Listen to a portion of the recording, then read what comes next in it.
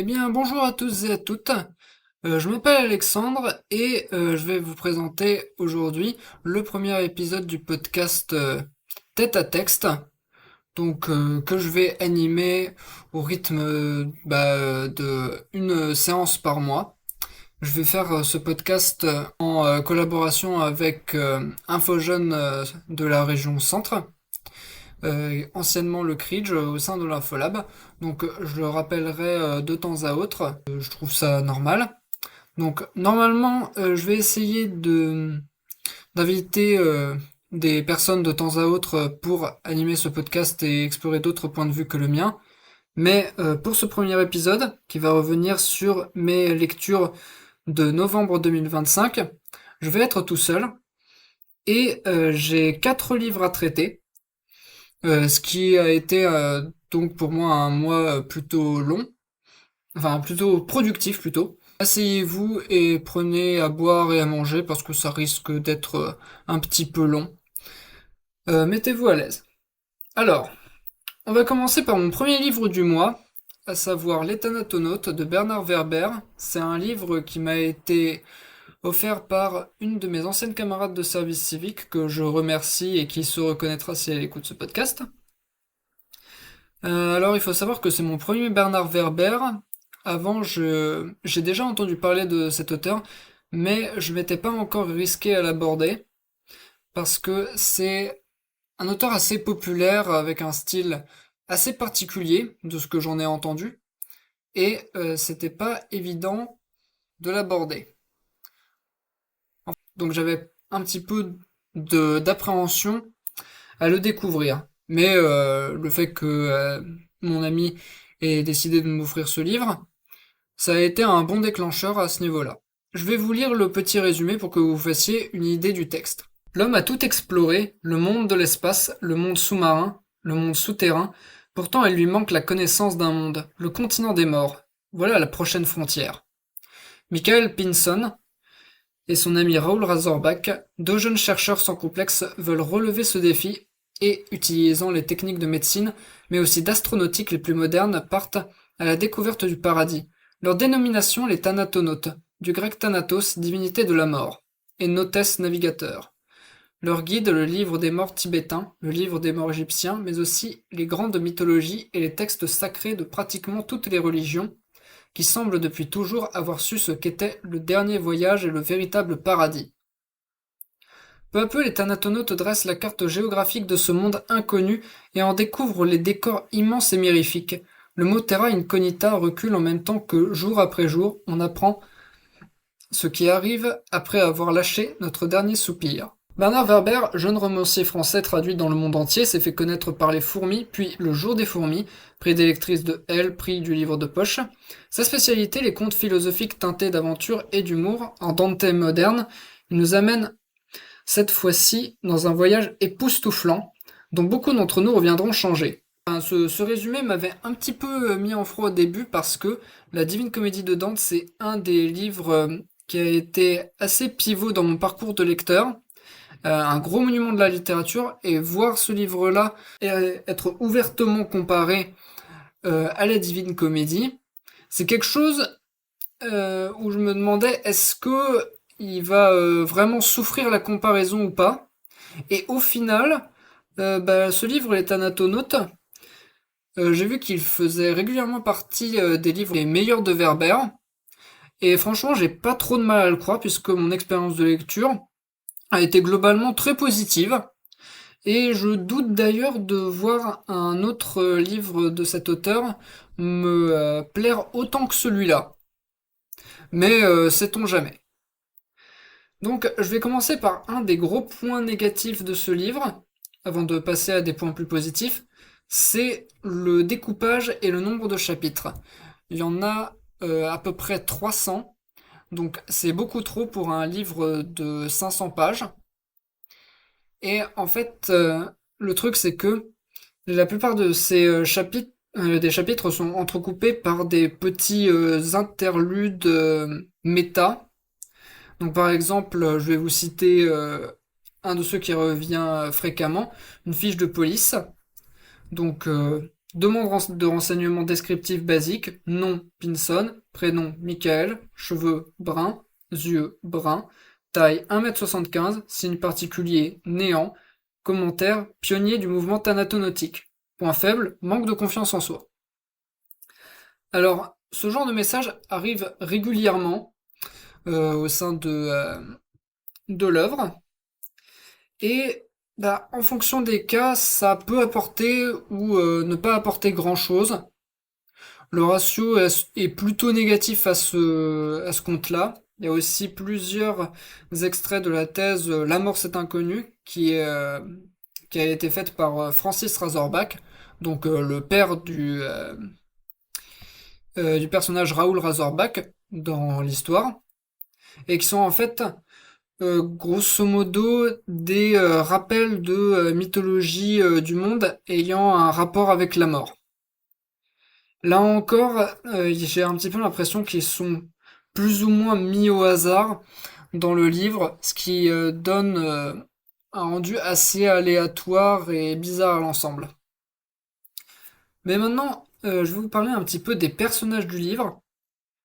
Si Michael Pinson, c'est le personnage principal, ça en fait pas un personnage très très intéressant. C'est d'ailleurs un problème que j'ai avec beaucoup de personnages principaux dans les romans, les films ou les séries. C'est que comme ils sont souvent faits pour introduire l'histoire et ou l'univers et les enjeux, euh, le spectateur ou le lecteur doit s'identifier plus ou moins à eux, ce qui fait un petit peu des personnages éponges et souvent beaucoup moins intéressants que les personnages secondaires. C'est un peu le cas ici, surtout que Michael Pinson, bah, il combine ça avec un autre trait de caractère que j'aime pas trop, à savoir le héros un petit peu loser. C'est-à-dire que il est intelligent mais pas trop. Il est courageux quand il faut être courageux mais pas tant que ça. Il a pas une personnalité énorme non plus. Se fait souvent balloter dans les événements au lieu d'être un moteur du récit. Il a pas trop de succès en amour, mais il est ok. C'est pas le genre de héros qui est vraiment mon délire, on va dire.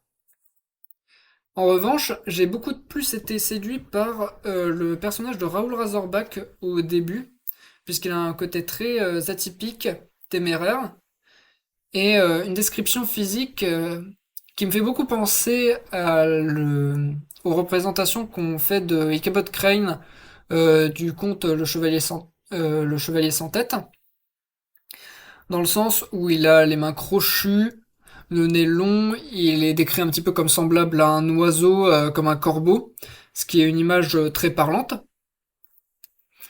Et sa manière de voir le monde, qui est très à la fois un petit peu morbide, mais aussi très factuelle, qui est assez intéressante, surtout qu'il veut poursuivre les recherches de son père sur la mort, donc avec les extraits de la thèse dont je vous ai parlé un petit peu plus tôt, parce que justement son père s'est suicidé juste après avoir terminé de rédiger sa thèse.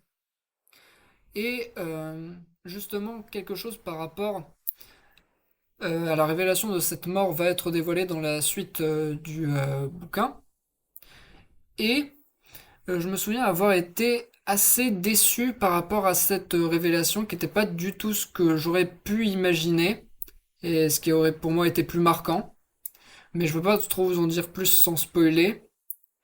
Et je trouve que bah, justement cette révélation aurait pu être découverte par les personnages un peu plus tôt, au vu des informations qu'ils avaient déjà. Mais je vais pas m'apesantir là-dessus. Je vais vous parler aussi de la représentation un petit peu des personnages secondaires de ce roman, parce que je trouve que Bernard Werber réussit très bien à décrire des personnages d'une manière forte, mais sans être caricatural. Le premier exemple que j'ai de ça, c'est par rapport au président Lucinder, où en fait, il a été victime d'une tentative d'assassinat dans le premier acte du livre, et c'est dans cette occasion-là qu'on fait sa connaissance.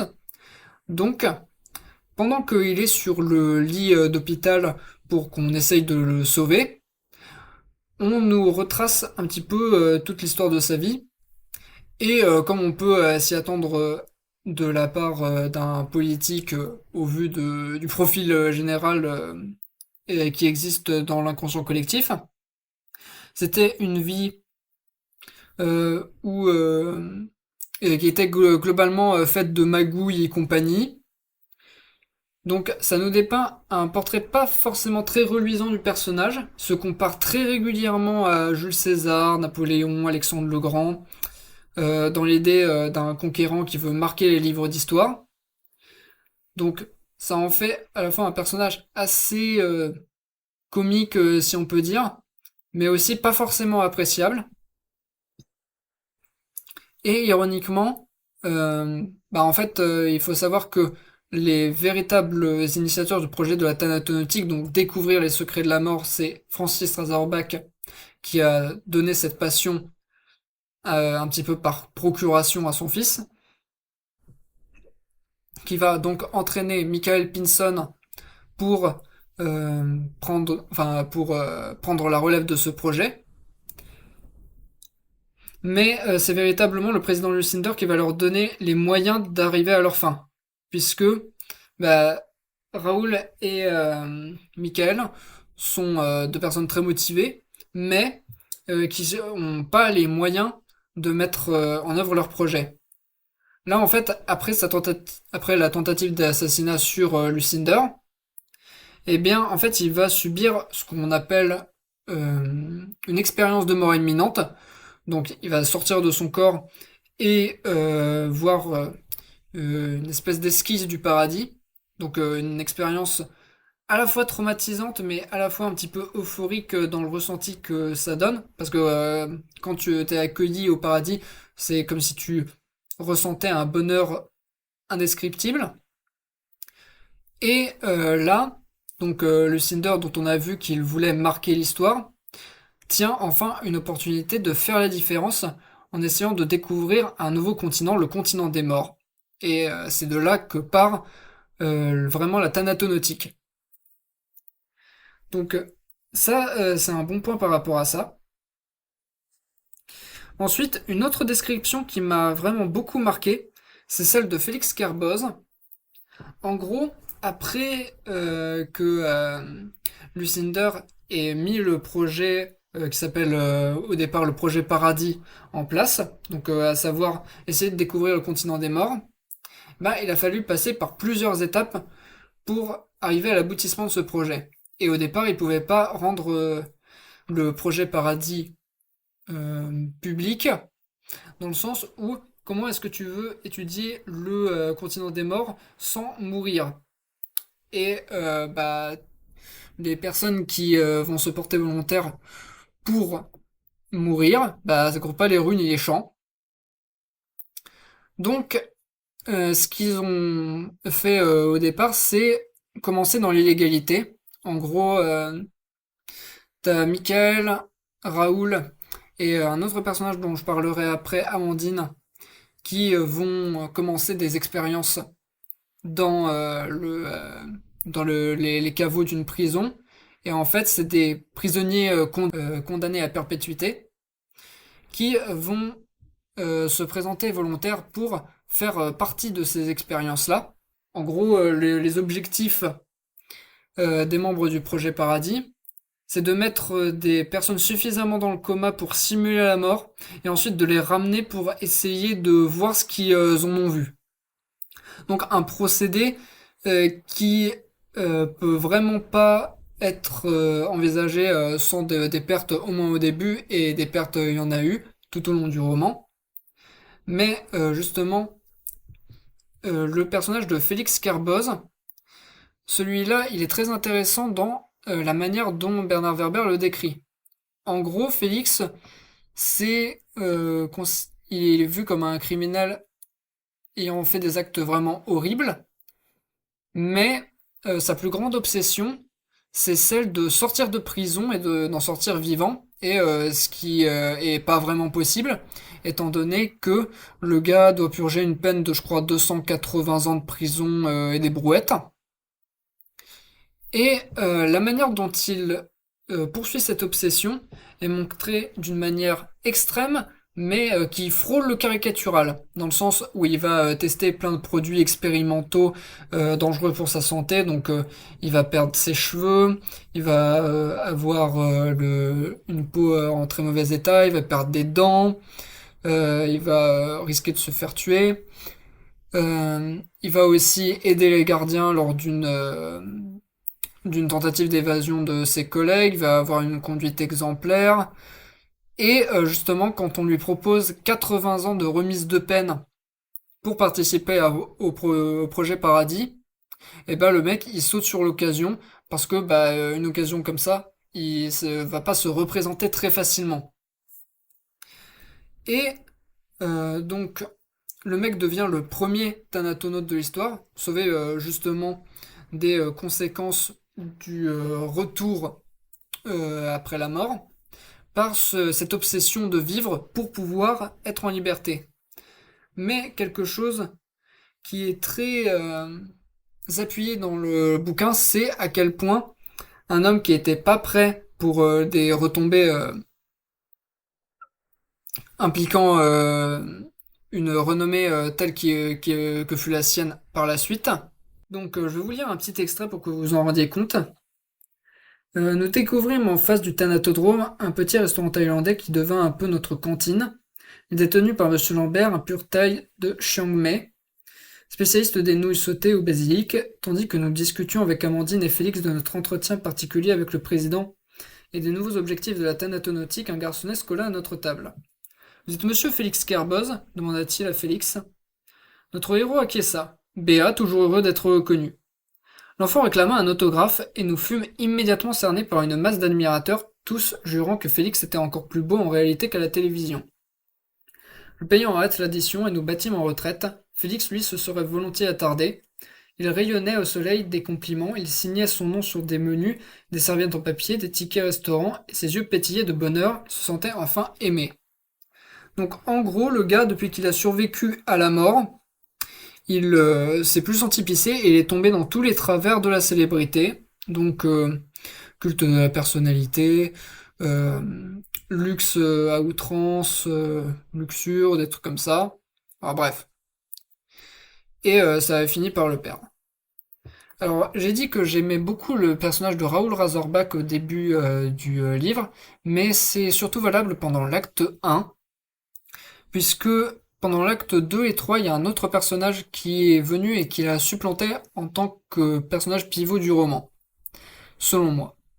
Parce que après l'acte 2, je trouve que Raoul est globalement moins intéressant, il fait presque figure de figuration dans l'acte 2, où en fait il sert surtout de support technique aux thanatonautes qui vont explorer le continent des morts.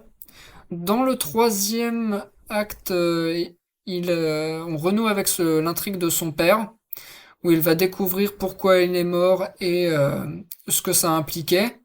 Mais je trouve que justement ça dessert beaucoup son personnage.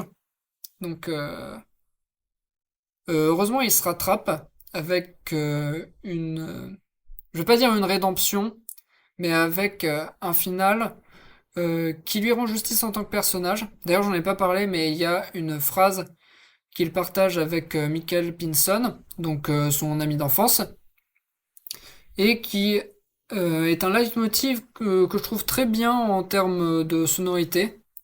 C'est toi et moi contre les imbéciles. En gros, c'est un duo de choc qui est là pour découvrir et apporter la vérité, malgré toutes les personnes qui ne comprennent pas le pourquoi du comment de leurs études.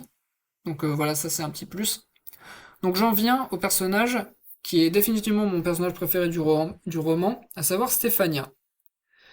Stéphania, euh, ça fait partie d'un des deux personnages féminins que je trouve vraiment bien traités dans ce livre. Je vais parler du deuxième après. En gros, Stefania, c'est une Italienne, mais qui parle très bien français pour les besoins de l'histoire.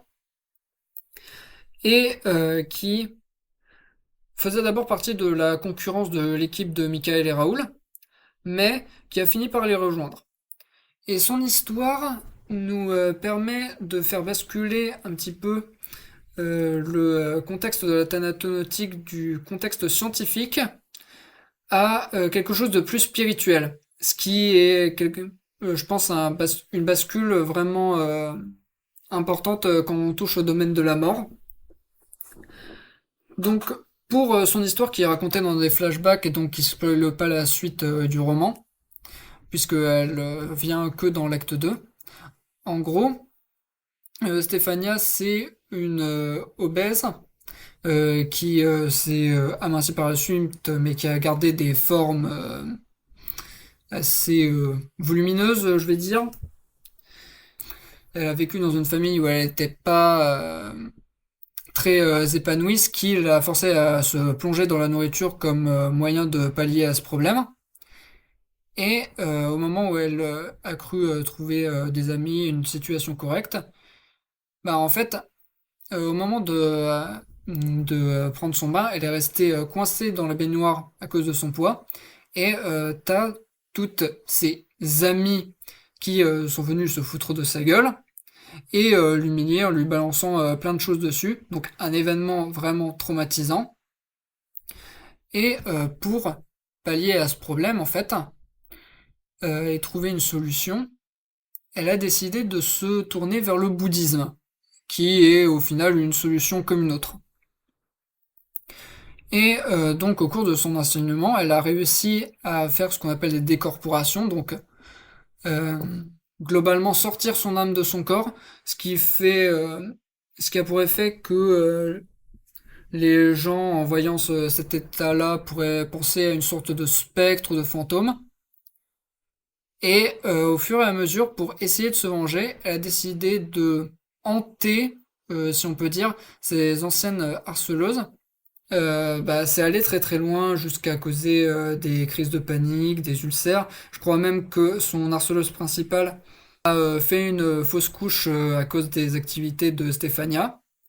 Et pour se venger, euh, j'ai oublié de préciser ça dans l'épisode de la baignoire, mais en fait c'est une femme de ménage qui a eu pour réflexe final d'aider Stéphania, alors que tout le monde pensait qu'elle se foutre d'elle.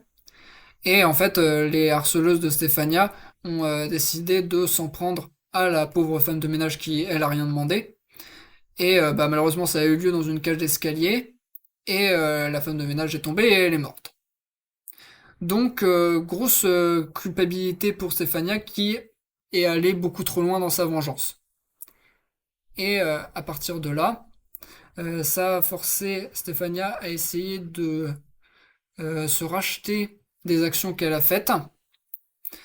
Et c'est comme ça qu'elle s'est tournée vers le chemin de la thanatomonautique. Donc, en partie parce qu'elle avait les capacités pour, mais aussi peut-être pour faire quelque chose de bien de son don.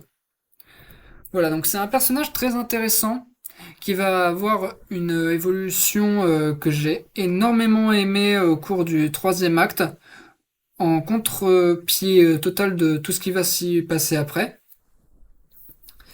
Et maintenant, je voudrais vous parler un petit peu de mon passage préféré de ce livre, donc à savoir le moment où la thanatonautics s'est tellement répandue que toutes les religions voulaient prendre possession du continent des morts, le paradis, pour en connaître les secrets, savoir ce qui se cachait derrière, savoir quelle religion a raison l'une sur l'autre.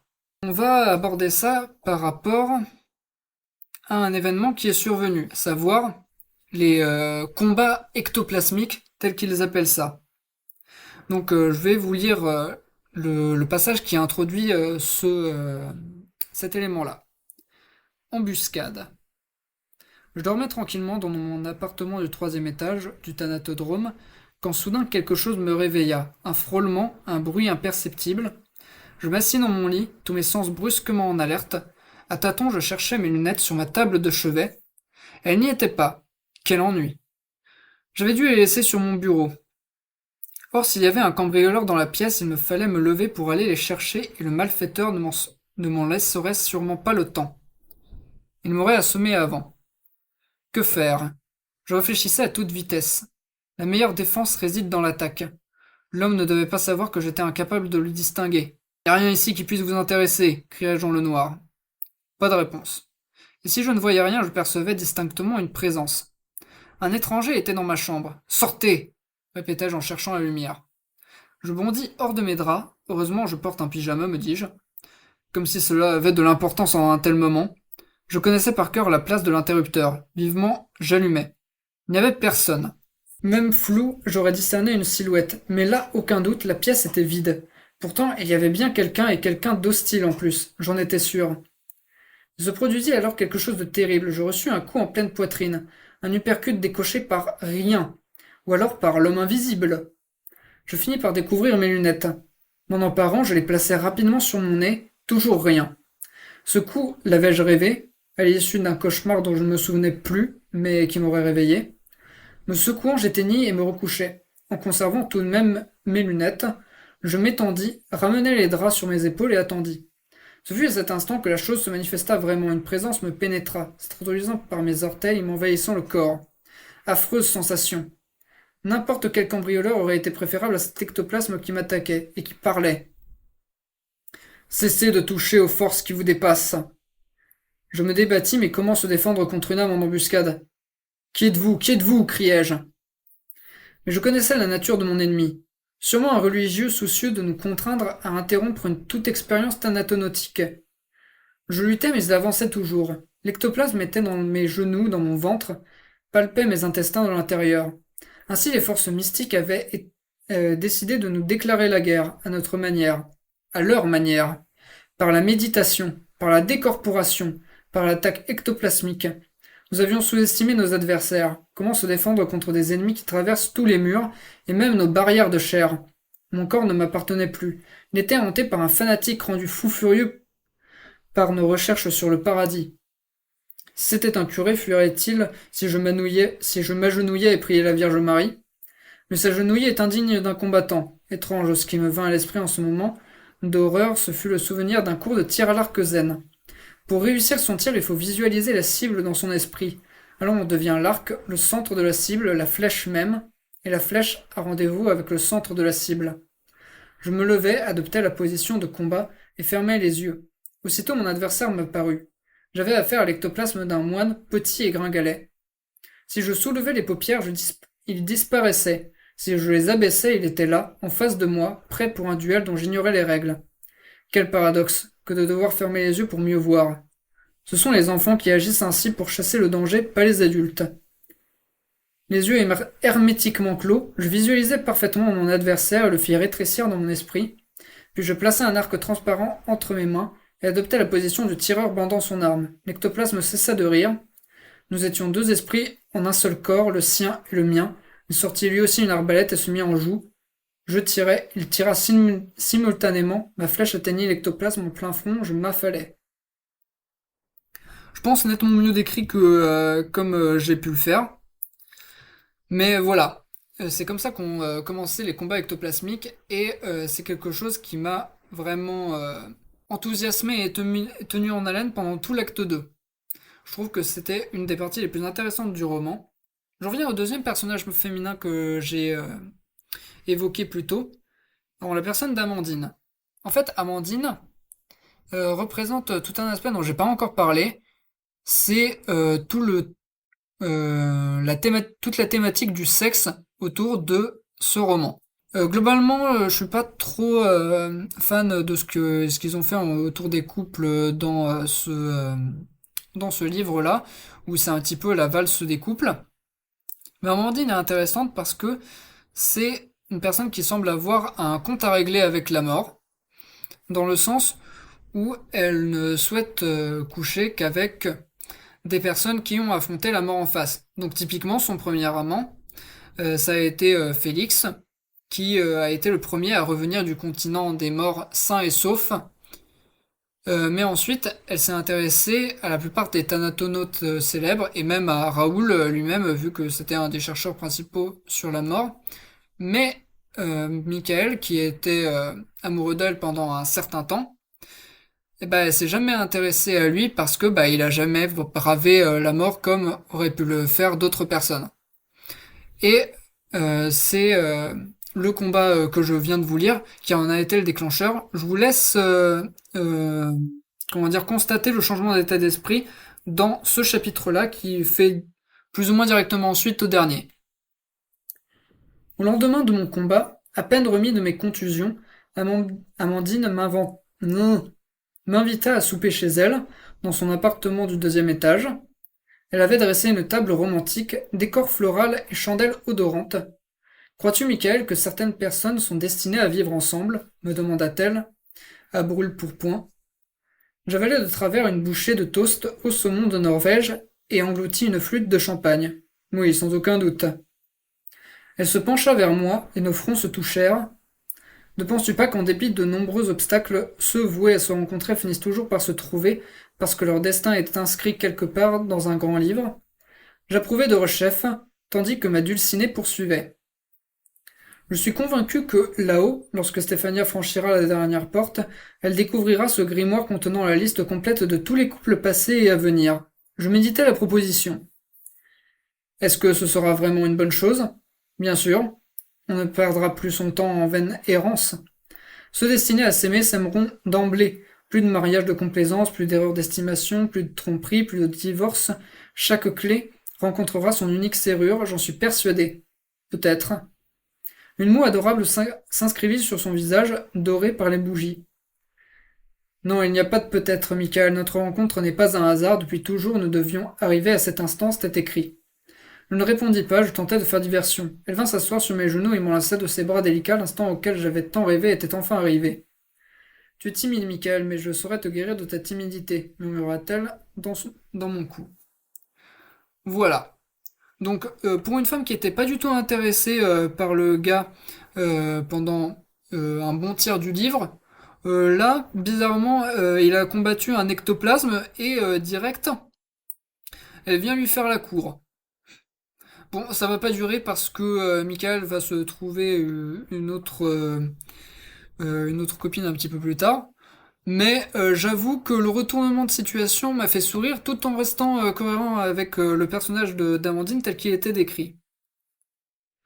Alors, j'ai parlé du fait que les textes reprenant la thèse de Francis Razorback étaient très rarement pertinents, mais je vais vous lire celui qui a été, je pense, le plus à propos dans tout le bouquin, à savoir l'histoire des Achichines, puisque ça lance directement l'intrigue un petit peu de guerre de religion ectoplasmique qu'il y a dans le roman. Et si Achichine ça vous dit quelque chose, pour les joueurs d'Assassin's Creed ou des chevaliers de Baphomet, c'est exactement la même référence que les Asashiyun, je crois que ça se dit comme ça. Donc c'est possible que vous vous y retrouviez. Il y eut jadis des hommes qui crurent avoir découvert le paradis sur terre, les Achichines. Sont connus sous l'appellation de Achichines les Ismaéliens adeptes de la réforme d'Hassan Ish Saba. Je suis pas sûr de l'avoir bien dit. Ils furent ainsi nommés parce qu'ils consommaient beaucoup de hashish avant de se lancer dans des commandos suicides. Leur célébrité est telle qu'ils sont à l'origine du mot français assassin, comme je le disais un petit peu avant. La secte est issue d'une branche de l'islam chiite. Ses membres se déclarent partisans du neveu de Baphomet, de Baphomet, n'importe quoi, de Mahomet, lequel étant descendu du prophète par les femmes, n'étant pas reconnu par l'ensemble des musulmans. Selon les témoignages du voyageur vénitien Marco Polo et de nombreux historiens persans, les Achichines vivaient dans la forteresse d'Alamut, à 1800 mètres d'altitude, dans le Mazanderan, au sud de la mer Caspienne, confinés dans leurs montagnes et ne disposant pas des moyens d'entreprendre des guerres conventionnelles, ils imaginèrent d'envoyer des commandos de 6 hommes, les Fidaouis, chargés de poignarder des chefs ennemis, le plus souvent tandis qu'ils se livraient à leur dévotion dans des mosquées. Le maître de ces assassins était sacré, vieux de la montagne. Le premier d'entre eux fut évidemment Hassan I Saba. le fondateur de la secte. Ceux désignés pour commettre les meurtres étaient anesthésiés avec du hashish, introduit dans leur nourriture sous forme de pâte mêlée à de la confiture de rose. Le vieux de la montagne leur parlait longuement et les hommes s'endormaient car le hashish est une drogue soporifique et non pas excitante. Assoupis, ils étaient transportés dans un jardin secret au fond de la forteresse d'Alamut. À leur réveil, ils s'y trouvaient environnés de jeunes esclaves, filles et garçons empressés à réaliser tous leurs désirs sexuels. Ils étaient arrivés en guenilles, ils se découvraient en robes de soie verte rehaussées de fils d'or et tout autour. C'était le paradis, vaisselle de vermeil, vin suave à profusion, rose au délicat parfum, hashish à volonté, drogue, sexe, alcool, luxe et volupté. Ils étaient convaincus d'être dans les jardins d'Allah, d'autant plus que ce lieu était une oasis particulièrement rare en une région aride et montagneuse. Ils étaient ensuite de nouveau anesthésiés à la pâte de hashish, puis ramenés au point de départ dans leur ancienne défroque. Le vieux de la montagne leur déclarait alors que grâce à ses pouvoirs, ils avaient eu la chance de goûter furtivement au paradis d'Allah.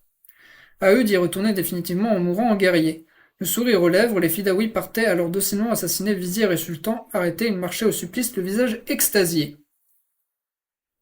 Il n'y avait que les prêtres hachishines de haut échelon, 16e degré, à connaître le secret des faux jardins d'Allah.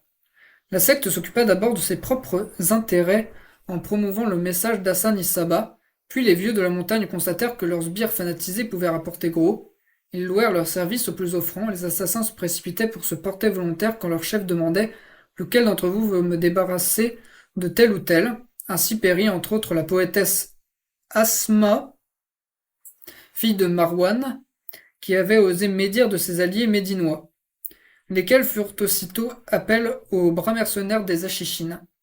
La forteresse d'Alamut fut conquise en 1253 par le grand khan mongol Hulagu, général du grand khan chinois Mongka. Les assassins eurent beau réclamer l'appui des sultans qu'ils avaient aidés, ceux-ci se gardèrent bien d'intervenir, trop contents de se débarrasser de ces dangereux trublions. Les Hachishines massacrés purent vérifier qu'ils n'avaient connu qu'un ersatz de paradis, un monde sacré artificiel fabriqué par les hommes pour les illusionner. Voilà, donc ce passage-là est, je trouve, le meilleur en termes méta dans le livre, dans le sens où les personnages venaient de se faire attaquer par des membres de la secte des Hachishines qui ont découvert un moyen de tuer les Thanatonautes qui étaient un petit peu dans le monde entre celui des morts et celui des vivants. Et ça amène à mon chapitre préféré du livre, que je vais vous lire de ce pas, même s'il est un peu long, et ensuite je vais conclure sur ce bouquin, pour passer au suivant. Et je vous rassure, celui-là est le plus long d'entre tous, je vais faire un petit peu plus court pour les autres. Donc la bataille du paradis.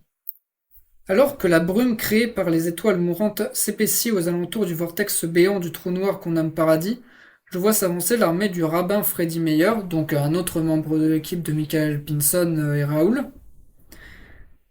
Forte de ces moines chinois affables, de ces bouddhistes paisibles, d'impressionnants sorciers Cheyenne et de joyeux marabouts africains animistes. Leur groupe est soudé, les légions de l'Alliance ont rapproché leurs ectoplasmes de façon à tenir en échec leurs adversaires les plus inouïs. Les troupes de la coalition surgissent quelques minutes plus tard, en première ligne, planent les moines shintoïstes tels de terribles bombardiers prêts à décimer les cordons ombilicaux. En position de karatéka, ils font tournoyer le tranchant de leurs mains comme autant d'invincibles faux. Derrière eux, disposés sur deux ailes, ricanent des hachishines, tandis que des dominicains psalmodient des prières. Le ciel grouille d'âmes, des deux côtés des renforts arrivent, de tous les thanatodromes du monde. D'une part, près de 1200 rabbins, animistes, bouddhistes, kabbalistes et taoïstes, de l'autre 2300 moines shintoïstes, chamans, hachishines et dominicains. À la tête de l'alliance, le rabbin Meyer communique par télépathie ses ordres à ses troupes. Chez les coalisés, le général Shiku, grand stratège japonais, transmet de même ses instructions, signalant que depuis leur défaite du 15 mai, ces hommes ont appris à maîtriser leurs plus pénibles souvenirs afin de ne pas en être immédiatement victimes dès la zone noire. Quoi qu'il en soit, ils ont décidé cette fois de demeurer à l'extérieur du paradis afin de mieux contrôler le passage des cordons ombilicaux ennemis. Les alliés, quant à eux, se sont placés près des portes afin d'avoir dans leur dos la lumière qui, espèrent-ils, attirera et aveuglera leurs adversaires. Chiku et le vieux de la montagne donnent le signal de la charge en prenant leur cordon ombilical à pleine main. Les Achichines déferlent sur l'aile essentiellement défendue par les sorciers animistes et Cheyenne. Les rabbins libéraux accourent à leur secours mais sont arrêtés par les moines shintoïstes qui, du tranchant de leurs paumes, coupent leurs cordons comme autant de tiges de fleurs dans un jardin. Moines taoïstes et dominicains se lancent dans la mêlée.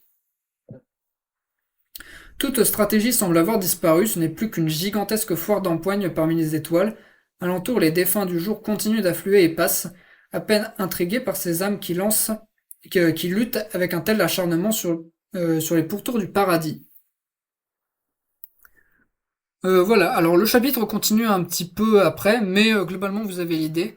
Moi c'est le passage qui m'a le plus plu du livre. En fait, on mêle action, réflexion sur la religion, le thème de la mort, analyse scientifique et mystique, confrontation idéologique au niveau des religions. Donc pour moi c'est quelque chose de très intéressant du livre. Dans le troisième acte, je vais pas vous dévoiler grand chose pour pas vous spoiler si vous voulez le lire. Mais globalement, les personnages découvrent un pan du continent des morts qui est très important, un petit peu le point presque final, on va dire. Et ça change un petit peu toute la société qui va virer d'une manière un petit peu dystopique. Et si c'est globalement bien fait avec les thèmes du roman, je trouve que ça part un petit peu dans la dystopie cartoon assez facile. C'est ça un petit peu qui m'a déplu. Donc comme je l'ai dit tout à l'heure, le développement final du personnage de Stéphania et la fin de Raoul qui est un peu lié relève pas mal le tout. Mais après, je trouve que globalement, la fin aurait pu être prévue par les personnages et arrive un peu vite. Donc, globalement, c'est un bon livre qui tient ses promesses. Et franchement, je le recommanderais aux personnes qui hésiteraient à se lancer dans la littérature de Bernard Werber. Mais voilà, c'est pas un de mes livres préférés de l'année, et encore il y a eu pas mal de concurrence, mais franchement je le conseille.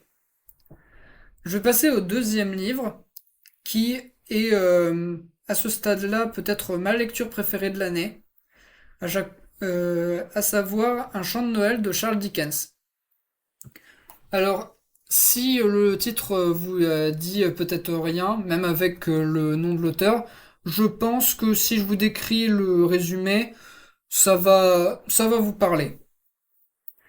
Dans le cœur d'Ebenezer Scrooge règne un froid plus glaçant que le vent d'hiver. À l'approche de Noël, ce vieux grincheux s'agace de voir l'atmosphère joyeuse qui règne en ville gagner le cœur de ses semblables et n'a qu'un mot à la bouche, sottise. Car Scrooge passera les fêtes comme il les a toujours passées, en solitaire. À moins que la visite de 3 esprits de Noël ne le fasse changer d'avis. Donc voilà, c'est l'histoire du vieil avare Scrooge qui va recevoir l'esprit des Noëls présents, passés et futurs et retrouver goût à l'esprit de Noël. Donc je pense que même si vous avez jamais lu le livre, vous avez certainement dû voir ou entendre parler d'une des très nombreuses adaptations de ce conte sur grand ou petit écran. Et franchement, je trouve que c'est le livre qui représente le plus l'esprit de Noël. Alors, pour commencer à vous en parler, ouais, je peux parler de ce qui est selon moi la plus grande qualité du livre, à savoir le personnage de Scrooge. J'ai dit dans les Thanatonautes que souvent les personnages principaux, j'avais un peu de mal avec eux parce qu'ils étaient pas forcément très intéressants et très originaux. C'est pas du tout le cas de Scrooge, qui est très bien décrit. Je vais vous dire un de ces paragraphes d'introduction qui m'a assez marqué. La chaleur et le froid extérieur avaient peu d'influence sur Scrooge. Les ardeurs de l'été ne pouvaient le réchauffer, et l'hiver le plus rigoureux ne parvenait pas à le refroidir. Aucun souffle de vent n'était plus âpre que lui. Jamais neige en tombant n'alla plus droit à son but, jamais pluie battante ne fut plus inexorable. Le mauvais temps ne savait par où trouver prise sur lui. Les plus fortes averses, la neige, la grêle, les giboulées ne pouvaient se vanter d'avoir sur lui qu'un avantage. Elles tombaient souvent avec profusion. Scrooge ne connut jamais ce mot. Alors je vais vous lire un autre extrait euh, qui, euh, qui m'a marqué à ce niveau-là. Voilà, je l'ai retrouvé. Il montait toujours ne s'en souciant pas plus que de rien du tout, l'obscurité ne coûte pas cher. C'est pour cela que Scrooge ne la détestait pas. J'adore cette phrase. C'est très subtil, dans le sens où le mec est tellement radin qu'il préfère vivre dans l'obscurité plutôt que de dépenser de l'argent pour allumer des bougies. Et avant de fermer sa lourde porte, il parcourut les pièces de son appartement pour voir si tout était en ordre. C'était peut-être un souvenir inquiet de la mystérieuse figure qui lui trottait dans la tête. Donc voilà, le mec est juste une représentation quasi caricaturale de l'avarice. Et bah, je pense que son inspiration directe, c'est le personnage d'Harpagon dans la pièce de Molière, L'Avare. Franchement, ça m'étonnerait pas. Ah oui, il y a l'introduction de Fred, le neveu de Scrooge, qui est assez parlante dans le contraste entre lui et Scrooge, dans le sens où t'en as un qui est très chaleureux, altruiste et vivant dans l'esprit de Noël, alors que Scrooge, on l'a vu, c'est tout le contraire. Donc je vais vous dire l'échange que j'ai devant les yeux. Je vous souhaite un gai Noël, mon oncle, et que Dieu vous garde, cria une voix joyeuse. Oui, et d'ailleurs aussi, c'est un produit de son époque, donc le film est très porté sur l'image de la chrétienté, et pour la fête de Noël, c'est un petit peu à propos, je trouve. C'était la voix du neveu de Scrooge, qui était venu le surprendre si vivement qu'il n'avait pas eu le temps de le voir. Bah, dit Scrooge, sottise. D'ailleurs, le sottise ou baliverne de Scrooge, ça c'est un tic de langage qui est très remarquable et souvent repris dans les adaptations du conte. Il s'était tellement échauffé dans sa marche rapide par ce temps de brouillard et de gelée, le neveu de Scrooge, qu'il en était tout en feu. Son visage était rouge comme une cerise, ses yeux étincelaient, et la vapeur de son haleine était encore toute fumante. Noël, une sottise, mon oncle, dit le neveu de Scrooge. Ce n'est pas là ce que vous voulez dire, sans doute. Si fait, répondit Scrooge. Un gai Noël. Quel droit avez-vous d'être gai? Quelle raison auriez-vous de vous livrer à des gaietés ruineuses? Vous êtes déjà bien assez pauvre. Allons, allons, reprit gaiement le neveu. Quel droit avez-vous d'être triste? Quelle raison avez-vous de vous livrer à vos chiffres moroses? Vous êtes déjà bien assez riche. Bah, dit encore Scrooge, qui, pour le moment, n'avait pas une meilleure réponse prête, et son bœuf fut suivi d'un autre mot. Sottise. Soyez pas de mauvaise humeur, mon oncle, fit le neveu. Et comment ne pas l'être? Répartit l'oncle. Lorsqu'on vit dans un monde de fous tel que celui-ci, un gai Noël, au diable vos gai Noël. Qu'est-ce que Noël, si ce n'est une époque pour payer l'échéance de vos billets, souvent sans avoir d'argent, un jour où vous vous trouverez plus vieux d'une année et pas plus riche d'une heure. Un jour où la balance de vos livres établis vous reconnaissez après 12 mois écoulés que chacun des articles qui s'y trouvent mentionnés vous a laissé sans le moindre profit. Si je pouvais en faire à ma tête, continua Scrooge d'un ton indigné, tous les imbéciles qui courent les rues avec un gai Noël sur les lèvres seraient mis à bouillir dans la marmite avec son propre pudding et enterrés avec une branche de houx en travers du cœur. C'est comme ça. Mon oncle, dit le neveu voulant se faire l'avocat de Noël. Mon neveu, reprit l'oncle sévèrement, fêtez Noël à votre façon et laissez-moi le fêter à la mienne. Donc voilà, euh, une petite discordance d'opinion qui se passe dans la joie et la bonne humeur. Aussi, en autre échange vraiment iconique d'un chant de Noël, il y a toute la rencontre avec les collecteurs d'impôts, qui est très intéressante et souvent très bien retranscrite dans les adaptations, je trouve, que je vais vous lire aussi, vu qu'elle est au tout début du livre. Ce fou fiefé, donc, en allant reconduire le neveu de Scrooge, avait introduit deux autres personnes. C'étaient deux messieurs de bonne mine, d'une figure avenante, qui se tenaient en ce moment chapeau bas dans le bureau de Scrooge. Ils avaient à la main des registres et des papiers et le saluèrent. Scrooge et Marley, je crois, dit l'un d'eux en consultant sa liste. Est-ce à monsieur Scrooge ou à monsieur Marley que j'ai le plaisir de parler? Monsieur Marley est mort depuis 7 ans, répondit Scrooge. Il y a 7 ans qu'il est mort, cette nuit même. Nous ne doutons pas que sa générosité ne soit bien représentée par son associé survivant, dit l'étranger en présentant ses pouvoirs pour quêter. Ah oui, j'ai peut-être confondu, et c'est pas des collecteurs d'impôts, c'est des quêteurs pour les pauvres, ce qui déjà accorde un peu plus de sympathie. Elle l'était certainement, car les deux associés se ressemblaient comme deux gouttes d'eau. Au mot fâcheux de générosité, Scrooge fronça le sourcil, hocha la tête et rendit au visiteur ses certificats. À cette époque joyeuse de l'année, monsieur Scrooge, dit celui-ci en prenant une plume, il est plus désirable encore que d'habitude que nous puissions recueillir un léger secours pour les pauvres et les indigents, qui souffrent énormément dans la saison où nous sommes. Il y en a des milliers qui manquent du plus strict nécessaire et des centaines de mille qui n'ont pas à se donner le plus léger bien-être. N'y a-t-il pas des prisons? Demanda Scrooge. Oh, en très grand nombre, dit l'étranger, laissant retomber sa plume. Et les maisons de refuge, continua Scrooge, ne sont-elles plus en activité? Pardon, monsieur, répondit l'autre. Et plût à Dieu qu'elles ne le fussent pas. Le moulin de discipline et la loi des pauvres sont toujours en pleine vigueur, alors, dit Scrooge. Toujours, et ils ont fort à faire, tous les deux. Oh, j'avais craint, d'après ce que vous me disiez d'abord, que quelque circonstance imprévue ne fût venue entraver la marche de ces utiles institutions. Je suis vraiment ravi d'apprendre le contraire, fit Scrooge. Persuadés qu'elles ne peuvent guère fournir une satisfaction chrétienne du corps et de l'âme à la multitude, quelques-uns d'entre nous s'efforcent de réunir une petite somme pour acheter aux pauvres un peu de viande et de bière, avec du charbon pour se chauffer. Nous choisissons cette époque parce que c'est de toute l'année le temps où le besoin se fait le plus vivement sentir, et où l'abondance fait le plus de plaisir. Pour combien vous inscrirai-je? Pour rien, répondit Scrooge. Vous désirez garder l'anonymat? Je désire qu'on me laisse en repos, puisque vous me demandez ce que je désire, messieurs. Voilà ma réponse.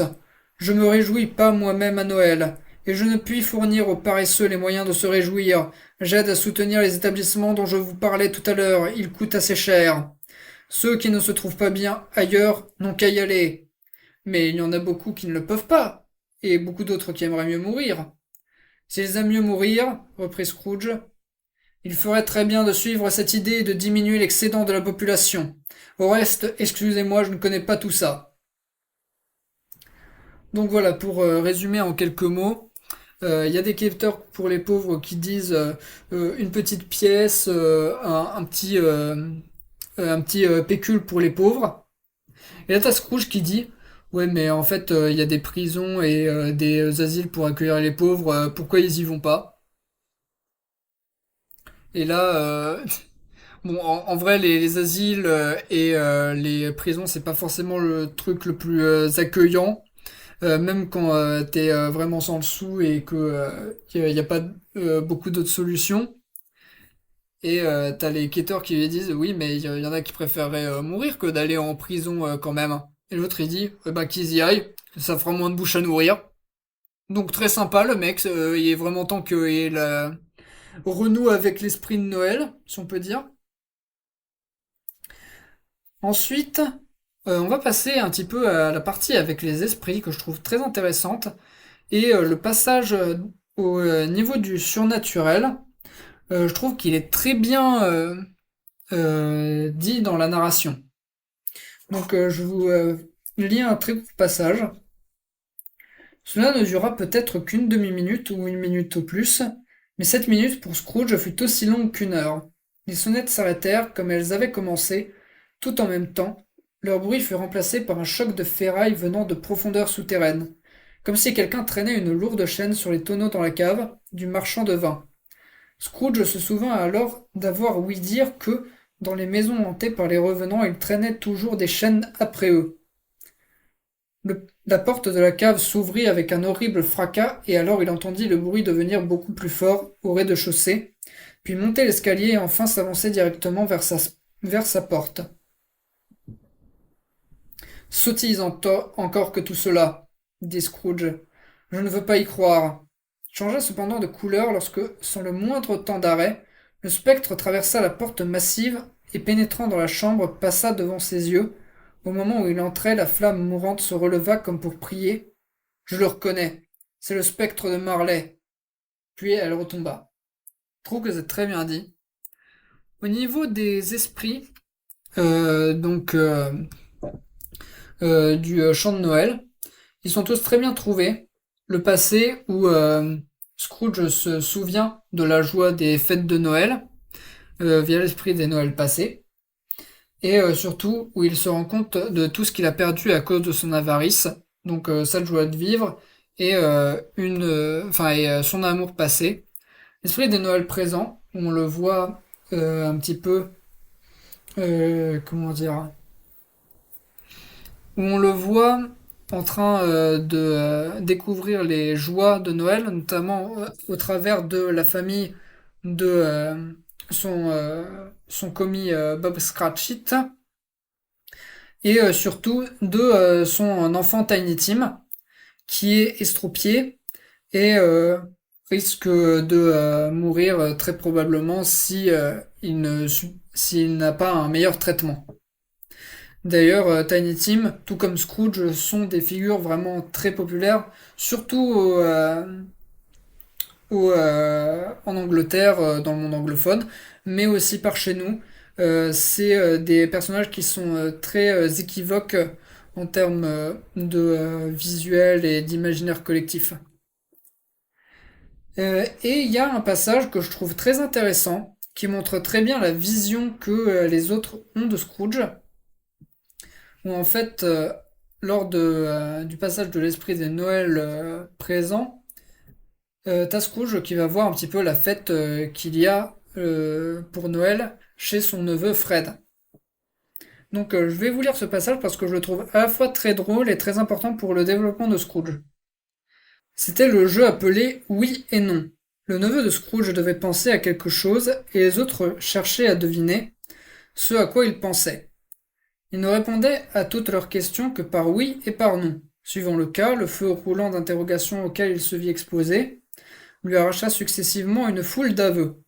Qu'il pensait à un animal, que c'était un animal vivant, un animal désagréable, un animal sauvage, un animal qui grondait et grognait quelquefois, qui d'autres fois parlait, qui habitait Londres, qui se promenait dans les rues, qu'on ne montrait pas pour de l'argent, qui n'était mené en laisse par personne, qui ne vivait pas dans une ménagerie, qu'on ne tuait jamais à l'abattoir, et qui n'était ni un cheval, ni un âne, ni une vache, ni un taureau, ni un tigre, ni un chien, ni un cochon, ni un chat, ni un ours. À chaque nouvelle question qui lui était adressée, ce gueux de neveu partait d'un nouvel éclat de rire. Et il lui en prenait de telles envies qu'il était obligé de se lever du sofa pour trépigner sur le parquet. À la fin, la sœur Rondelette, prise à son tour d'un fou rire, s'écria « Je l'ai trouvé, je le tiens, Fred, je sais ce que c'est. » « Qu'est-ce donc » demanda Fred. « C'est votre oncle Scrooge. » Donc voilà, Scrooge qui redescend d'un étage en se voyant comparé à un animal à cause de son avarice et de sa haine de l'esprit des fêtes.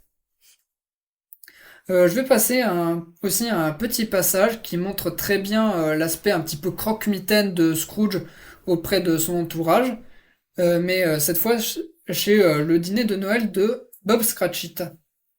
Donc à nouveau vu par Scrooge par l'intermédiaire de l'esprit des Noëls présents. Ah, monsieur Scrooge, disait Bob, je veux vous proposer la santé de monsieur Scrooge, le patron de notre petit gala. Un beau patron, ma foi, s'écriait madame Cratchit. Oui, parce que Bob, c'est vraiment une bonne poire, mais son épouse, elle commence à en avoir assez, que son mari soit payé une misère pour un travail assez ingrat. Donc, elle n'hésite pas à hausser le ton. Rouge d'émotion. Je voudrais le tenir ici, j'en servirai un gala de ma façon, et il faudrait qu'il eût bon appétit pour s'en régaler. Ma chère, reprit Bob, les enfants, le jour de Noël. Il faut en effet que ce soit le jour de Noël, continua-t-elle, pour qu'on boive à la santé d'un homme aussi odieux, aussi avare, aussi dur et aussi insensible que monsieur Scrooge. Vous savez s'il est tout cela, Robert. Personne ne le sait mieux que vous, mon pauvre ami. Ma chère, répondit Bob doucement, le jour de Noël. Je boirai à sa santé pour l'amour de vous et en l'honneur de ce jour, dit mistress Cratchit. Mais non pour lui. Je souhaite donc une longue vie, joyeux Noël et heureuse année. Voilà. Voilà-t-il pas de quoi le rendre bien heureux et bien joyeux, j'en doute. Les enfants burent à la santé de monsieur Scrooge. Après leur mère, c'était la première chose qu'ils ne fissent pas à ce jour-là de bon cœur. Tiny Tim but le dernier, mais il aurait bien donné son toast pour 2 sous. Scrooge était l'ogre de la famille. La mention de son nom jeta sur cette petite fête un sombre nuage, qui ne se dissipa complètement qu'après 5 grandes minutes. Ce temps écoulé, ils furent 10 fois plus gais qu'avant, dès qu'on en eut entièrement fini avec cet épouvantail de Scrooge. Bob Cratchit leur apprit qu'il avait en vue pour Master Pierre une place qui lui rapporterait, en cas de réussite, 5 shillings 6 pence par semaine. Voilà. Donc là, Scrooge, il est vu un petit peu comme vraiment nuisible à son entourage. Donc c'est une nouvelle désillusion pour lui. Et un petit passage qui est très rarement adapté dans les films et séries qui reprennent ce conte, mais que je trouve très intéressant en termes de thématique et qui réutilise en miroir une réplique qu'on a utilisée un petit peu avant, qui survient à la disparition du fantôme des Noëls présents, parce que oui, le présent ne dure pas, donc son passage est vraiment éphémère, euh, donc que ce soit dans la vraie vie comme dans le conte. Je vous raconte tout ça. Pardonnez-moi l'indiscrétion de ma demande, dit Scrooge, qui regardait attentivement la robe de l'esprit. Mais je vois quelque chose d'étrange et qui ne vous appartient pas sortir de dessous votre robe. Est-ce un pied ou une griffe? Ça pourrait être une griffe, à en juger par la chair qui est au-dessus, répondit l'esprit avec tristesse. Regardez. Des plis de sa robe, il dégagea 2 enfants, 2 créatures misérables, abjectes, effrayantes, hideuses, repoussantes, qui s'agenouillèrent à ses pieds et se cramponnèrent à son vêtement. Ô homme, regarde, regarde, regarde à tes pieds, s'écria le fantôme. C'était un garçon et une fille, jaunes, maigres, couverts de haillons, au visage renfrogné, féroce, quoique rampant dans leur abjection. Une jeunesse gracieuse aurait dû remplir leurs joues et répandre sur leur teint ses plus fraîches couleurs. Au lieu de cela, une main flétrie et desséchée, comme celle du temps, les avait ridés, amaigris, décolorés. Ses traits, où les anges auraient pu trôner, les démons s'y cachaient plutôt pour lancer de là des regards menaçants. Nul changement, nulle dégradation, nulle décomposition de l'espèce humaine, à aucun degré dans tous les mystères les plus merveilleux de la création n'ont produit des monstres à beaucoup près aussi horribles et aussi effrayants. Scrooge recula, pâle de terreur, ne voulant pas blesser l'esprit, leur père, peut-être. Il essaya de dire que c'étaient de beaux enfants, mais les mots s'arrêtèrent d'eux-mêmes dans sa gorge, pour ne pas se rendre complice d'un mensonge si énorme. Esprit, est-ce que ce sont vos enfants? Scrooge n'en put dire davantage. Ce sont les enfants des hommes, dit-il, laissant tomber sur eux un regard, et ils s'attachent à moi pour me porter plainte contre leur père. Celui-là est l'ignorance, celle-ci la misère. Gardez-vous de l'un et de l'autre et de toute leur descendance, mais surtout du premier, car sur son front je vous écris condamnation. Hâte-toi, Babylone, dit-il en étendant sa main vers la cité. Hâte-toi d'effacer ce mot qui te condamne plus que lui, toi et ta ruine, comme lui au malheur. Ose dire que tu n'en es pas coupable, calomnie même ceux qui t'accusent. Cela peut servir au succès de tes desseins abominables, mais gare à la fin. N'ont-ils donc aucun refuge, aucune ressource? S'écria Scrooge. N'y a-t-il pas des prisons? Dit l'esprit, lui renvoyant avec ironie pour la dernière fois ses propres paroles. N'y a-t-il pas des maisons de force? Voilà, un passage que je trouve très bien écrit, où en gros, l'esprit fait comprendre, au travers de ces deux enfants, que la jeunesse peut être victime des actes d'avarice provoqués par des hommes tels que Scrooge. Et je trouve que c'est dit d'une manière très très évocatrice. Il y a aussi le passage des Noëls futurs, que je vais pas vous spoiler si vous le connaissez pas, mais qui est très impactant. Et la fin du conte qui est beaucoup plus rayonnante et joyeuse pour le conclure en beauté. Donc, si j'avais vraiment un livre à vous recommander pour ce mois-ci, ce serait Un chant de Noël de Charles Dickens. Un autre livre classique et que je trouve très bon, c'est Gatsby le Magnifique de F. Scott Fitzgerald.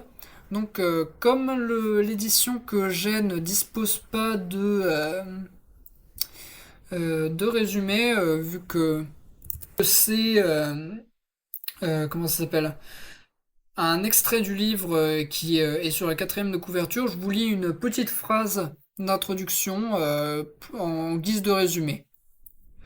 Nick Carraway, la trentaine, se rend à New York pour travailler dans la finance. Par hasard, il trouve à louer une petite bicoque à Long Island. C'est un très pauvre résumé, mais c'est un résumé.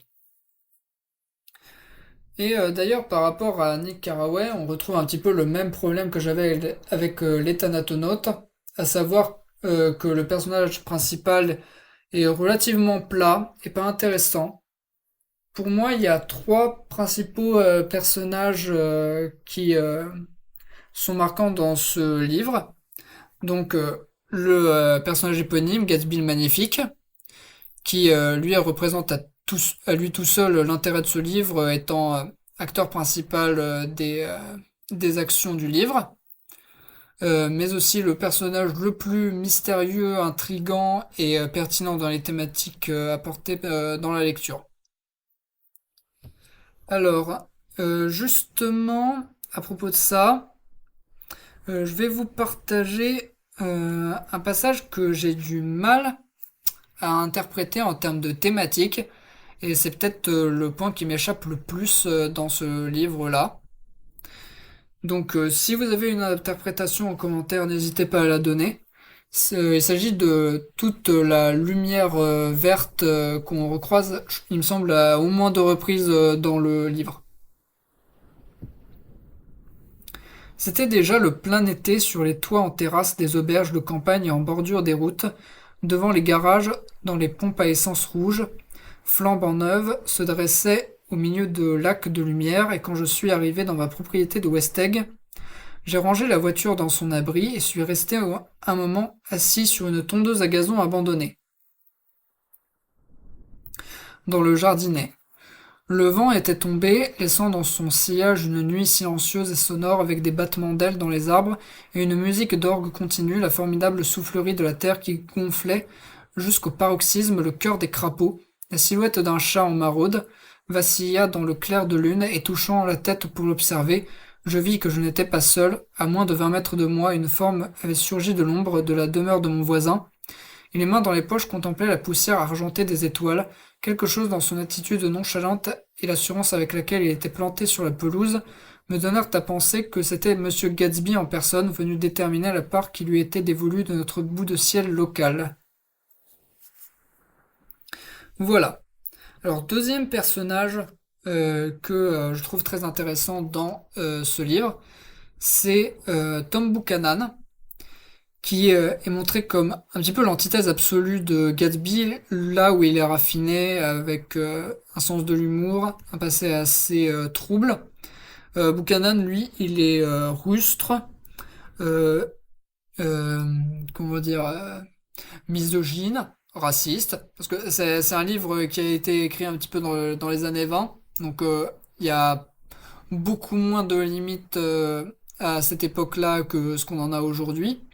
Le mec, il est violent, euh, très beauf, vraiment macho, et il représente bien un petit peu ce que pouvait être le patriarcat tel qu'il était à l'époque. Il y a un extrait que je peux vous raconter qui met bien en avant ça. J'ai l'impression d'être un barbare à côté de toi, Daisy. Avouai-je après mon second verre d'un Bordeaux débouchonné, mais assez remarquable. Je ne pourrais pas plutôt parler des récoltes ou ce genre de choses. J'avais aucune intention particulière en faisant cette remarque, mais elle fut reprise par Tom d'une manière inattendue. La civilisation s'en va à volo, s'écria-t-il avec violence. Je suis devenu terriblement pessimiste sur le sort du monde. As-tu lu les sorts des empires de couleur du dénommé Godard? Ma foi non, répondis-je, passablement surpris par son ton. Et donc là, ensuite, il enchaîne avec des théories très très racistes que je vais pas développer.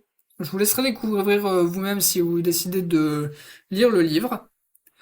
Euh, Concernant la violence de Tom Buchanan, il y a aussi un autre passage qui est pas mal dans l'idée. Pour vous donner un petit peu l'esprit.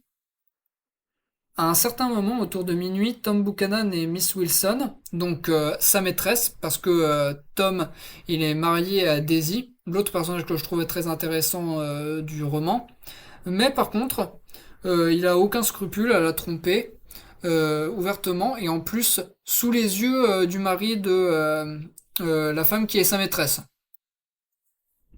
Donc cette femme, c'est Madame Wilson. Euh, Face à face, un échange animé sur la question de savoir si Miss Wilson avait le droit ou pas de prononcer le nom de Daisy. Là, on y vient justement. Daisy, Daisy, Daisy, criait Miss Wilson. Je dirai le nom chaque fois que je le veux. Daisy, D'un geste court et précis, Tom Buchanan lui asséna une gifle qui lui cassa le nez. Voilà, c'est... tu fais un peu trop chier Tom, il te casse le nez. Donc, encore une fois, très aimable de sa part. Un aspect qui rend le livre Gatsby le Magnifique vraiment iconique et qui retranscrit ça peut-être d'une des meilleures façons, c'est l'ambiance vraiment années 20 qui qu'on retrouve peut-être pas forcément dans énormément d'œuvres et qui est très bien retranscrite ici. Donc la vie euh, la vie américaine, le rêve américain, les grandes villas, les voitures de luxe, l'alcool, les soirées mondaines. Et je vais vous raconter le début de... comment ça s'appelle d'une des soirées de Gatsby pour que vous vous rendiez compte de l'ambiance qui y règne. Tous les vendredis, 5 cajots d'oranges et de citrons arrivaient de chez un fruitier de New York. Tous les lundis, ces mêmes oranges et citrons repartaient par la porte de service en une pyramide de moitié d'écorce vide. Il y avait à la cuisine un appareil capable d'extraire le jus de 200 oranges en une demi-heure si un maître d'hôtel pressait du pouce, 200 fois un petit bouton. Une fois par quinzaine au moins, un bataillon de fournisseurs de décoration faisait son apparition, chargé de plusieurs dizaines de mètres de toile et d'assez d'ampoules de couleur pour transformer l'immense jardin de Gatsby en arbre de Noël. Si les tables du buffet garnies de hors-d'œuvre aux reflets scintillants, les jambons cuits aux épices, se serraient contre des salades bigarrées comme un manteau d'arlequin, et des pâtés de porc et de dinde en croûte qu'un sortilège avait porté à la perfection d'un or sombre dans le hall d'entrée, était installé un comptoir de bar avec un véritable repose-pied en cuivre, qui abritait toute une réserve de gin, d'alcool et de liqueurs oubliées depuis si longtemps que la plupart des dames invitées étaient trop jeunes pour les distinguer les uns des autres. À 7 heures du soir, l'orchestre est en place, non pas un maigre ensemble de 5 instruments, mais la fosse au grand complet avec hautbois, trombone, saxophone, alto, cornet à piston, piccolo, caisse claire et timbales. Les derniers baigneurs sont maintenant rentrés de la plage et s'habillent à l'étage. Les voitures de New York sont garées sur 5 rangées dans l'allée, et déjà les galeries, les salons et les terrasses s'égaient de couleurs primaires, de cheveux taillés à la dernière mode, et de châles qui dépassent les rêves des Castillanes. L'animation du bar est à son comble et les tournées de cocktails débordent peu à peu sur l'extérieur. L'air du jardin bruisse bientôt de bavardage, de rires, de sous-entendus sans conséquence, de présentations oubliées, sitôt que fêtes et de rencontres enthousiastes entre des femmes dont chacune ignorera toujours le nom de l'autre. L'éclat des lumières augmente à mesure que la terre, dans une lente embardée, s'écarte du soleil. L'orchestre à présent joue une musique jaune cocktail et l'opéra Des voix montent d'un ton. Les rires fusent plus facilement de minute en minute, jaillissent avec prodigalité déclenchés par un simple mot plaisant. Les groupes se modifient plus rapidement, se gonflent de nouveaux arrivants, se désagrègent et se recomposent presque en même temps, et l'on repère déjà les vagabondes, les jeunes femmes sûres d'elles-mêmes qui se faufilent ici et là entre des figures plus corpulentes et sédentaires, deviennent pour un intense et joyeux moment le centre d'un groupe, puis excités par leur triomphe se laissent glisser un peu plus dans le tourbillon des métamorphoses des visages, des voix et des couleurs sous la lumière toujours changeante. Voilà, donc l'aspect retranscription un petit peu des années 20 est très bien rendu ici. Après, je trouve que le style est, enfin, il est pas forcément un des plus abordables pour des lecteurs d'aujourd'hui, bien qu'il soit vraiment très léché et efficace dans son approche. Mais je trouve que certaines descriptions sortent un peu de l'histoire quand on n'est pas habitué au style classique. Et ça reste souvent flou, je trouve, en ce qui concerne les relations des personnages. Le passé de Gatsby, notamment, est volontairement flou. Mais ça, c'est pour instaurer le mystère autour de lui. Mais même à la fin, j'ai un peu toujours du mal à savoir euh, quel était vraiment son passé. Donc je vais peut-être me plonger aussi dans le film dans pas longtemps qui est sorti en 2013. Ce sera peut-être plus clair à ce moment-là. Donc je verrai. Mais c'est surtout aussi au niveau des relations entre les personnages, je pense surtout aux relations amoureuses. Donc entre Daisy et Gatsby, et entre Nick Carraway et sa copine, mais je me souviens plus quel nom elle a. Euh, mais euh, mais c'est pas un des personnages les plus importants du roman. En fait, on sait pas trop à quel moment ils sont en couple, à quel moment c'est compliqué ou des trucs comme ça. Donc ça peut sortir du roman. Après, je trouve que s'il y a un petit ventre mou, mais vraiment pas grand-chose dans les chapitres du milieu, la fin attrape vraiment le tout avec une altercation dont je vais vous lire un extrait un petit peu plus tard, un événement dramatique et la mort de Gatsby. Je vous spoilerai pas sur le contexte de la mort de Gatsby, mais je vais vous dévoiler un petit peu ce qui se passe à son enterrement parce que je trouve que thématiquement c'est un des points les plus importants du roman. Donc ce serait dommage de passer à côté. Donc je commence par l'altercation qui est là encore porte sur l'affaire un petit peu de tromperie de Tom Buchanan et le fait que Gatsby soit en relation amoureuse avec Daisy, mais c'est compliqué et je vous laisserai découvrir tout ça dans le roman s'il vous tente. Si exaspéré que je fusse, nous l'étions tous, j'avais du mal à m'empêcher de rire chaque fois qu'il ouvrait la bouche. La métamorphose du libertin en sermonneur était complète. Moi aussi j'ai quelque chose à vous dire, mon vieux, commença Gatsby. Mais Daisy devina son intention. Non par pitié, intervint-elle, totalement désemparée. Par pitié, rentrons tous à la maison. Mais pourquoi ne pas rentrer tous? C'est une bonne idée. Je me suis levé. Viens, Tom, plus personne n'a envie de boire. Moi, j'ai envie de savoir ce que Gatsby tient à me dire. Votre femme ne vous aime pas, dit Gatsby d'une voix tranquille. Elle ne vous a jamais aimé, c'est moi qu'elle aime. Vous êtes vraiment cinglé, s'écria Tom machinalement. Gatsby bondit sur ses pieds dans un état de fiévreuse agitation. Elle ne vous a jamais aimé, vous entendez, cria-t-il. Elle ne vous a épousé que parce que j'étais pauvre et qu'elle en avait assez de m'attendre.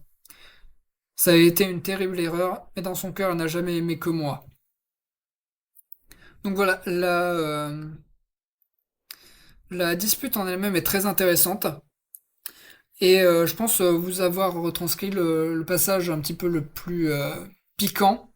Mais franchement, elle vaut le détour, vu la tension des personnages.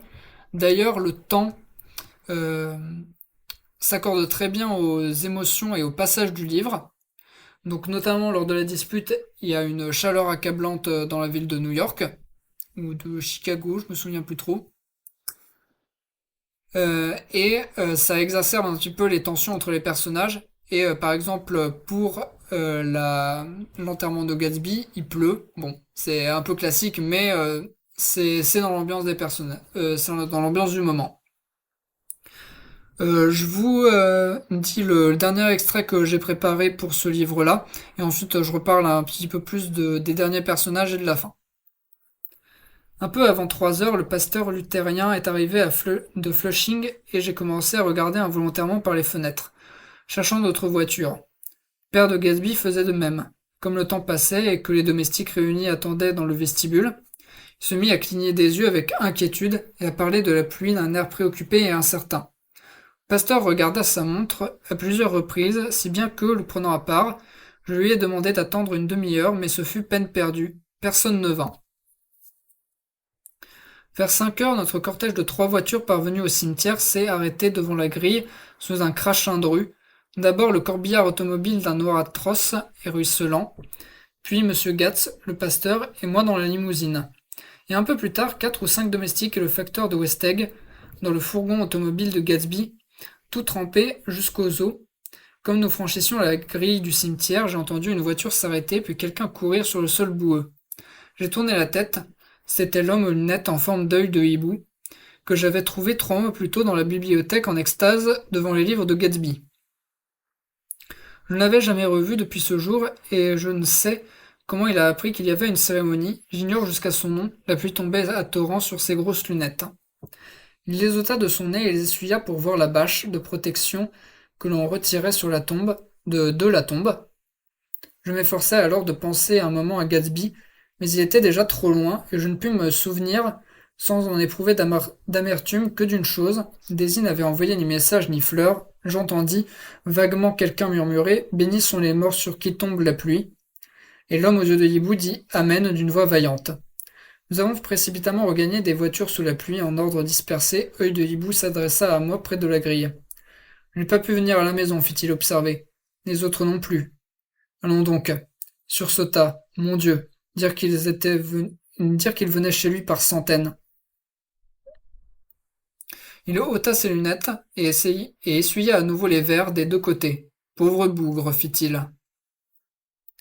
Voilà, ça représente très bien le message global du roman par rapport au rêve américain et à la reconnaissance des gens. Là, on voit que à l'enterrement de Gatsby, t'as 2, 3 personnes, pas plus, en comptant le père de Gatsby. Alors que, on l'a vu dans un passage que je vous ai cité précédemment, il y avait affluence à chaque soirée que donnait Gatsby, et il en a pas donné qu'une. Et donc, on ressent la profonde ingratitude des gens face à ce qu'il leur a donné. Voilà. Donc, pour parler un petit peu de Daisy, euh, son comportement vis-à-vis de Gatsby peut être condamnable du fait que, en gros, elle l'a laissé tomber un petit peu au moment où il avait le plus besoin d'elle. Mais après, je trouve que avec les mœurs de l'époque et le fait que Daisy est déjà une fille avec Tom Buchanan, elle se retrouve vraiment très restreinte au niveau de ses choix, même par amour.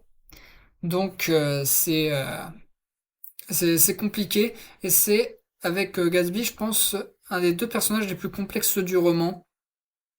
On va passer au dernier livre parce que le podcast commence à devenir un petit peu long, mais ça tombe bien parce qu'on va terminer par le plus court, à savoir La faune reptilienne de Pierre Durand. Alors, la faune reptilienne, si ça vous dit rien, c'est une exposition dédiée aux, à des reptiles exposés vivants pour sensibiliser les gens à cette faune animale-là. Et là, c'est le petit fascicule qui était livré à l'entrée de la visite de cette exposition que j'ai entre les mains. Donc, exposition à laquelle je suis allé, bien entendu. Oui, je vais vous lire la 4e de couverture. Créée en 1972 par Pierre Durand, cette exposition unique en son genre a déjà permis à plus de 7 millions de visiteurs de découvrir et d'apprécier la beauté et la diversité d'un monde animal, souvent trop injustement ignoré ou rejeté. Quand on commence à connaître ne serait-ce qu'un tout petit peu les serpents, on ne peut que mieux les aimer. Rendons à la jante serpentine la dignité et la place qui lui reviennent dans le monde animal. Donc là, inutile de rappeler, je pense, le fait que beaucoup de personnes détestent les serpents ou en ont peur. Et c'est pas aidé par les représentations qu'on en a, donc le serpent de la Bible, plein d'autres serpents de fiction comme Jormungand dans les mythes scandinaves et autres.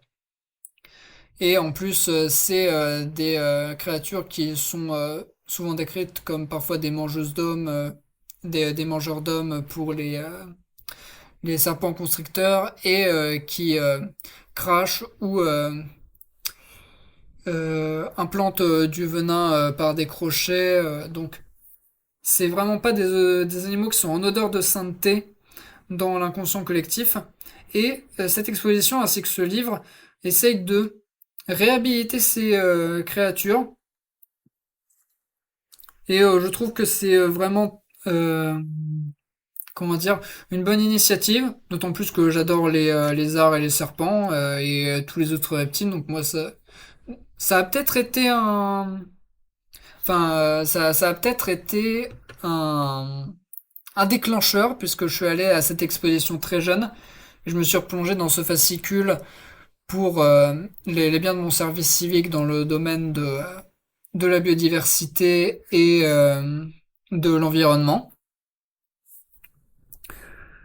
Je vais vous lire un petit poème qui a été composé par Pierre Durand et qui porte bien évidemment sur les serpents et autres reptiles, qui m'a d'ailleurs inspiré pour un poème que je compte mettre dans le livre sur lequel je travaille. Si je peux glisser une petite autopromo pendant le podcast, je dis pas non. Donc je vous lis le poème. Je vivais dans les buissons, sur le bord d'une rivière, guettant des journées entières, oiseaux ou petits poissons. Je prends ma proie toute fraîche, mon jeûne dure des mois. Que peut-on dire de moi, devant vos chasses, vos pêches? Je dormirai on ne peut mieux, sur les branches sous la pierre, mais oui, sans fermer les yeux. Étant privé de paupières, les femmes ne m'aiment point, et les hommes se méfient. Ne rien faire sans besoin, c'est trop de philosophie. On a peur de mon ressort, et de ma sagesse même. Je n'attaque, je ne mords jamais sans raison extrême. Êtes-vous plus innocent? Pouvez-vous vivre sans crime? Moi, c'est sans verser le sang que je fais quelques victimes. Est-ce pour l'amour du bien qu'on s'émeut dès que je bouge, par bonté qu'on me maintient au-dessus des poissons rouges? Pourquoi m'offrir des souris après des grenouilles vertes? Le serpent de votre esprit est le seul perfide, certes. L'attente fut inutile, pendant 4 mois au moins. Maintenant on est témoin de la chute d'un reptile, et l'on dit sa cruauté nécessaire, épouvantable, d'un petit air dégoûté avant de se mettre à table. Donc le plaidoyer du serpent. Au niveau des choses utiles, je pense que je peux vous donner quelques chiffres sur la faune reptilienne qui sont sans doute erronés pour avec la version que j'ai qui commence à se faire très ancienne. Je ne me souviens plus quand j'ai acquis ce petit fascicule, mais ça vous donnera une petite idée. Logistique très lourde. Une logistique très lourde permet à la faune reptilienne de présenter ces animaux dans un véritable salon et dans des terrariums à vision totale. 10 jours sont nécessaires pour mettre en place une exposition de cette envergure. 35 véhicules roulants, 15 semi-remorques dont 2 climatisés et surcoussins d'air pour le transport des animaux, 300 tonnes de matériel, 1300 mètres carrés de plancher, 3 km de câbles électriques, un groupe électrogène de 300 000 watts, un semi-remorque de décor, 380 vitres blindées de 9 mm d'épaisseur, 2 puissants chauffages pouvant consommer 1800 litres de fuel par 24 heures, 7,5 millions de visiteurs ont déjà vu l'exposition.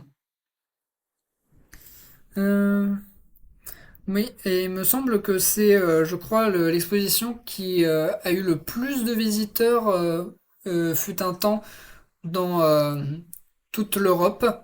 Je vais vous dire aussi la nourriture nécessaire pour alimenter toute l'exposition de la faune reptilienne, donc tous les reptiles. Et c'est assez impressionnant. Donc 600 souriceaux, 600 souris, 200 rats, 200 poussins, 40 lapins, 3000 grillons, 300 sauterelles, 300 criquets, 300 blattes, 10 kilos de verre de farine, 10 kilos de morillo, 250 kilos de poulet, 150 kilos de bœuf, 50 kilos de poisson, 300 kilos de fruits divers, 2000 laitues, 10 douzaines d'œufs, 3 kilos de miel. Et ça, c'est la quantité qu'absorbent tous les animaux de la faune reptilienne en un mois. Ensuite, concernant le contenu même du fascicule, il reprend les différentes familles de reptiles, donc les serpents, les crocodiles, les lézards et les tortues, et nous les décrit en fonction de leur groupe et de leur famille, euh, de manière assez concise et précise. On a droit à quelques petits points sur certaines espèces et des, euh, des spécificités aux serpents, comme par exemple la manière dont ils se déplacent, leur peau, les organes et les sens, la manière dont ils injectent le venin aussi, et un petit passage que je trouve intéressant aussi sur les mythes et légendes liés aux serpents, qui sont démystifiés dans ce petit fascicule. Donc par exemple, les serpents n'hypnotisent pas leur proie, la langue n'est pas un dard, elle ne pique pas, c'est les crochets qui se plantent dans la chair de leur proie. Le serpent ne poursuit pas l'homme, il s'en éloigne. Les serpents ne têtent pas les vaches. J'avoue que j'ai bugué à ce niveau-là parce que je me dis c'est tellement absurde comment des gens peuvent y croire, mais apparemment ça s'est cru, fut un temps. Et les serpents ne sont pas gluants. Et bah, justement pour en avoir tenu un dans mes doigts pendant quelques instants, à plusieurs reprises. Non, leur peau n'est pas gluante. En fait, il y a des reflets avec les écailles, mais c'est plutôt lisse et très agréable au toucher étrangement. Donc voilà. Et avec ça, on a terminé cette petite rétrospective des livres du mois. J'espère que ça n'a pas été trop long et que j'ai été suffisamment concis à plusieurs moments. Je vais terminer en faisant une petite recommandation en fonction de ce que je vous recommande le plus ou le moins. Et on en aura terminé. Donc, en dernier, je vous recommanderais La Faune reptilienne. C'est un petit fascicule qui est vraiment très court, à peine une trentaine de pages. Donc, si vous voyez cette exposition un jour, à supposer qu'elle existe encore, je sais, j'avoue ne pas m'être renseigné avant d'écrire le podcast à ce sujet-là. Mais franchement, c'est mignon, ça mange pas de pain, ça réhabilite des animaux qui sont pas forcément en odeur de sainteté. Euh, mais franchement, si vous le lisez, ce serait pas une perte de temps. Ensuite, Les Thanatonautes de Bernard Werber n'est pas parfait. Je pense que c'est une très bonne porte d'entrée dans l'univers de Bernard Werber. Et je pense difficilement réussir à trouver un des livres de cet auteur qui me transporte autant que celui-là. Il a ses défauts, mais nettement compensés par ses qualités. Ensuite, Gatsby le Magnifique, pour les thématiques apportées par ses personnages. C'est un roman qui est assez iconique, très connu via l'adaptation qu'il y a eu au cinéma, que j'ai pas encore vu, mais donc je peux pas trop vous en parler. Je trouve qu'il vaut le détour. C'est un livre vraiment d'époque. On ressent bien tout le côté des années 20. Il peut rebuter par son aspect classique, mais franchement, il est assez court pour ceux qui voudraient le tenter. Il fait à peu près 200 pages. Donc moi, je vous le recommanderais. Je pense que s'il y a un livre de Fitzgerald qu'il faut lire, ce serait celui-là, le plus connu et sans doute le plus culte. Et enfin, mon livre préféré du mois et mon livre préféré de l'année à ce stade accessoirement, Un chant de Noël de Charles Dickens. Culte. En plus, là, normalement, si je me débrouille bien, ça devrait sortir pendant la période de Noël. Donc, tant qu'à faire, euh, si vous, euh, si vous réfléchissez à des idées de cadeaux ou juste pour rentrer dans l'ambiance des livres dans l'ambiance de Noël, franchement, ce livre-là, il est fait pour vous. Et rien que Scrooge, son statut de vieil avare qui arrive à avoir un petit arc de rédemption dans l'esprit de Noël, c'est mignon et touchant. Les trois esprits des Noëls présents, passés et futurs sont extrêmement bien pensés et trouvés. Donc une très chaude recommandation à ce niveau-là. Voilà, donc je vais vous laisser pour ce premier épisode. Je vous donne rendez-vous pour l'épisode de décembre, qui normalement va sortir peu après cet épisode-là, vu que je les tourne à la suite. Mais après, ils seront vraiment espacés mois par mois. Je vous laisse les coordonnées de mes réseaux sociaux, que ce soit sur Spotify ou sur YouTube. Donc vous retrouverez ça en commentaire, enfin pas en commentaire, dans la description de l'un et l'autre. Et je vous dis à la prochaine.